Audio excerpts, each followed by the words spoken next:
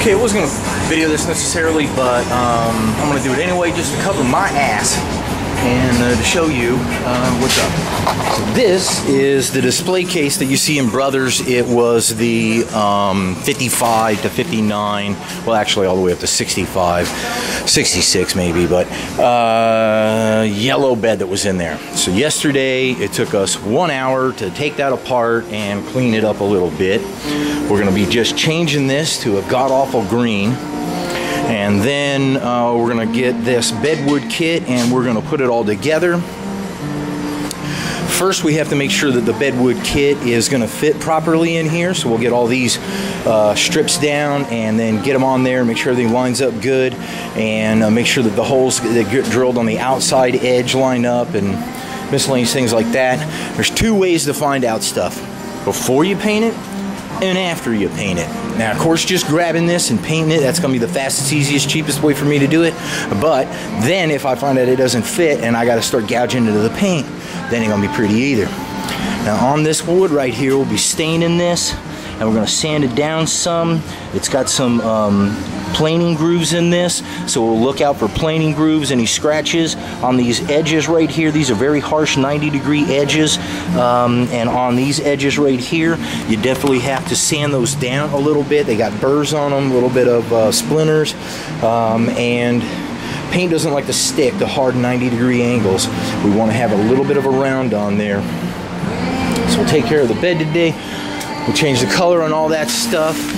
All we're going to be doing is wax and grease on it. I'll shoot a light fog coat on it just for kicks. We'll make sure we get these chips out and stuff like that, because it looks like they shot this paint right on top of metal. Maybe there's a little primer on there. Anyway, fast, cheap, quick. You know, we did a quick trial fit on the Bedwood, not completely installed, just seeing what's up. And this is right, but on the oak, this hole right here is supposed to be an inch or two over to the other side. Okay, so you can see that we want to have our bed somewhat assembled so that we can get a good idea of where this is going to go. We need to make sure that that is exactly where it's going to be, and that the wood is all the way back here. And then we got to make sure it's all the way in. We need to make sure that that's all the way down, and then we can mark each of the holes and we can drill them out now. Now, if you can go ahead and varnish everything up, and then you can put the Bedwood in, and then you can drill the holes. The problem is that the drills are generally a little bit too fat to get in here. You can scratch things up, and then you're going to burrow through the wood. Okay, stickers will stick to paint. Paint will not stick to stickers, or at least it won't the remnants of glue that is left over. So if you've got any stickers like this on there, or you've got anything like this on here, make sure you get some wax and grease remover. Get all this stuff off the day before you paint, not the day you want to paint. So which one do you want? Hang on a second. Alright, so we've got our holes marked in our wood, so just double check those and make sure they're even, make sure these are even, you know, just double check everything before you drill them out. And I'm actually going to drill them out to about 1/2 inch, because I want some play in there when I'm lining up the wood, and I don't want to have to mess with it later and drill it out after the fact. Now we'll go ahead and I'll sand these guys right here. They've got a couple of scratches, a couple of pits and things like that.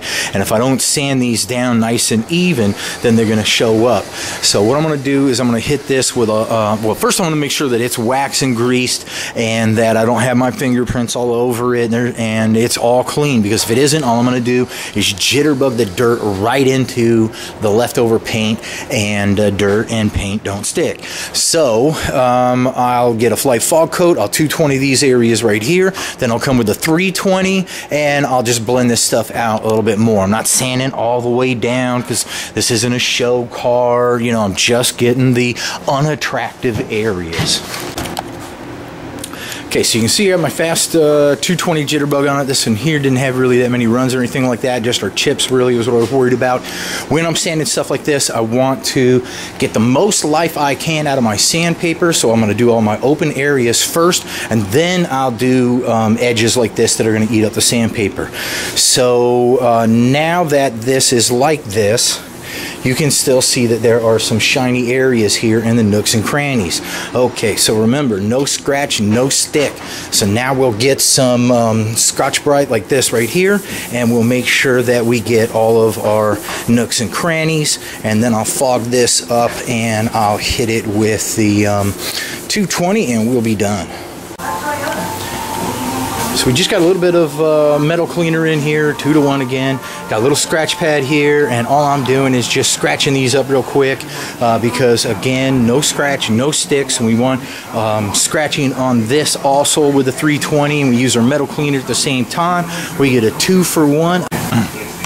Okay, now the metal cleaner, it also doesn't like to stick to paint. Nothing likes to stick to paint. So we want to make sure that we get and we wash these off thoroughly with water, or you take a little bit of baking soda, the same baking soda that you find in your fridge, and you put just a little bit of that in some water and a spray gun or what have you, and then you can spray that on here and let that sit, and then that will neutralize any acid also, and then you clean it off with water, then you clean it off with wax and grease, then you're ready to paint.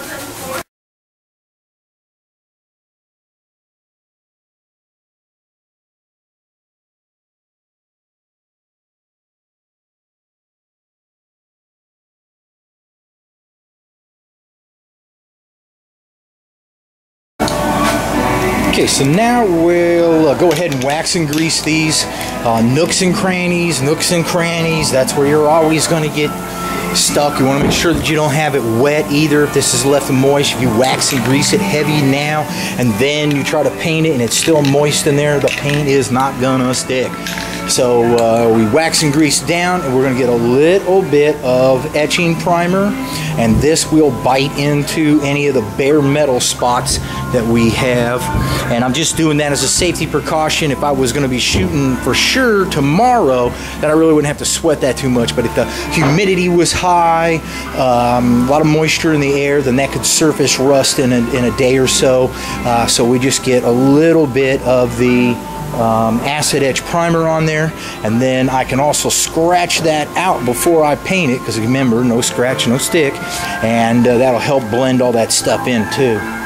Okay, so here is why I'm jitterbugging this. Here is a big run that's right here, and then here's another big run that's here, and there were a couple of runs in the other stuff, and there's a couple of runs like right here. So that's one of the main reasons I did it, and you can see this one's all chipped up, all kinds of different spots. So if I don't take care of those chips, they're just going to show up and look ugly. Now on yellow, white, light colors, it's harder to see those types of runs. But when you're doing darker colors, black, green, this is going to be a forest green, which is kind of dark, then those types of defects will show up more.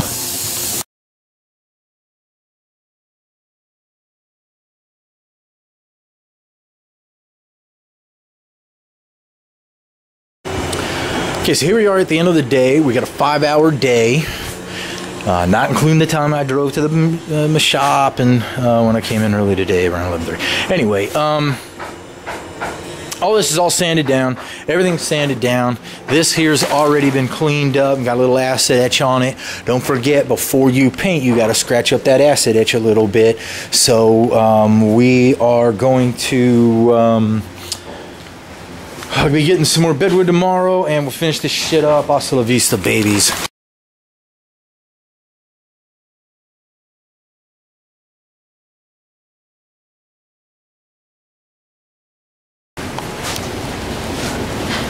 After you stain your bedwood, you've got to let it sit for at least 8 hours. Really, it's best to do it overnight.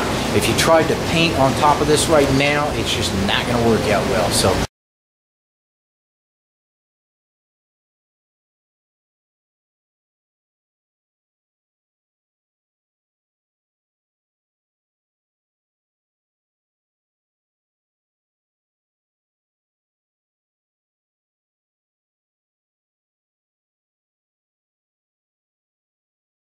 so we are all ready to paint tomorrow, and we'll see how that goes. Okay, so we're going to be painting today, and that means wiping everything down one more time. Clean, clean, clean, clean. Our bed has been sitting overnight. It's nice and dry. We've cleaned it off with a little wax and grease, and now I will get a tack cloth, and I'll try to get any more dust bunnies off of there. So now I am going to shoot some epoxy primer on this. And the areas where we sanded through, okay, if I just put a flat coat against that, that anomaly there might show up through, okay? So what I'm gonna do is that on all of these areas here, I'm just gonna put a real light coat on those a couple of times, and then I'll come and I'll hit the mass of everything. Well, let me back up actually. I'll hit all of my metal areas a couple of times lightly, and then I'll get all my nooks and crannies, and then I'll hit all my mass. So if I was just to hit the whole mass of this, then the nooks and crannies kind of get lost, and then they don't get painted and show up until, you know, you got it at the swap meet or the car show. So our bedwood is very porous. It has a lot of little holes in it. And if I was just to shoot a coat of clear coat on there, and it was medium thick, then what would happen is that the air that was trapped in all of those little bubbles, it will create a little bubble up on there, and you'll have a ton of little bubbles everywhere.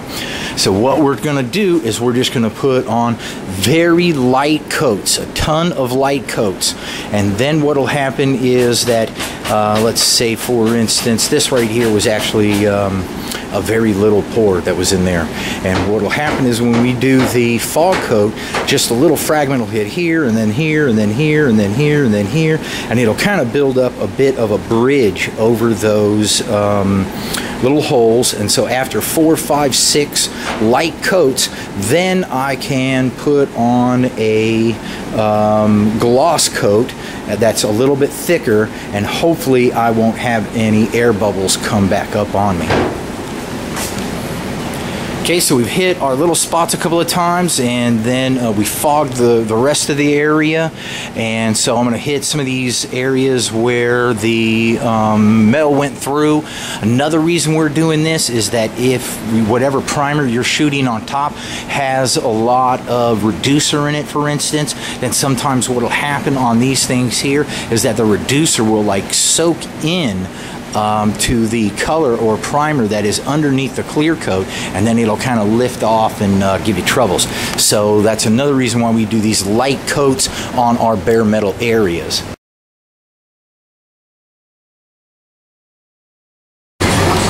Okay, so we shot this stuff up, and it's going to need more than a quart. So we sent Jason on down to get some more. This is just one coat. Probably looks okay on the camera, but it's slightly uneven here and there. And it generally takes, you generally put 3 coats of color on anything anyway. So there's fog coat and then 3 coats of color. So we'll put another coat of color on and we'll be set. So we got 3 coats of color on all this, and we know we got excellent coverage. We've got 1 nice coat on that after we've done 6 fog coats. So now what I'm going to do is just put a fog coat on here. I'll let it sit for about 5 minutes. I'll come back, and then I'll shoot a light coat on there. I'll give that 15-20 minutes. Then I'll come back, shoot another light coat. And because we're not doing high end or anything like that, we're just going to leave it at that. If I was going to be doing a show car or something like that, maybe I'd stick a 3rd coat on there so that I'd have more to color sand down. But it's just a nice simple display. We're not going to get that complicated on that.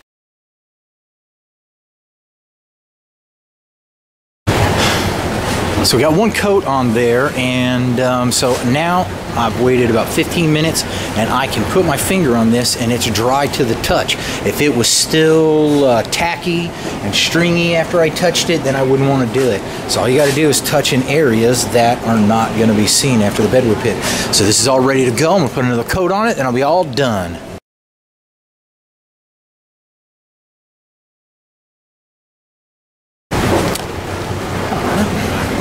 So there we go. We are all done. You can see that that looks pretty nice. See, that's got a really hardly any orange peel there. You can see me.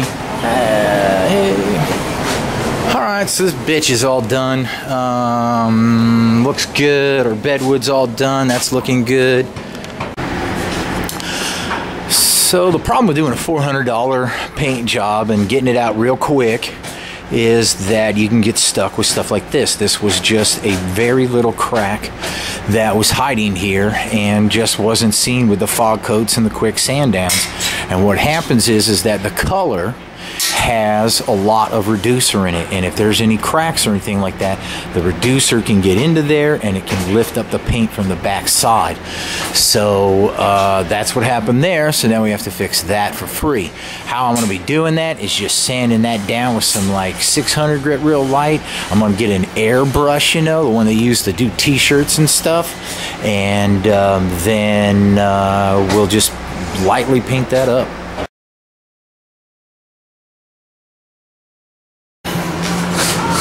So here we've covered it with some black epoxy primer, just like we used on everything else, and we just put really light coats on there 4, 5, 6 times. You can't just shoot one fat coat on there.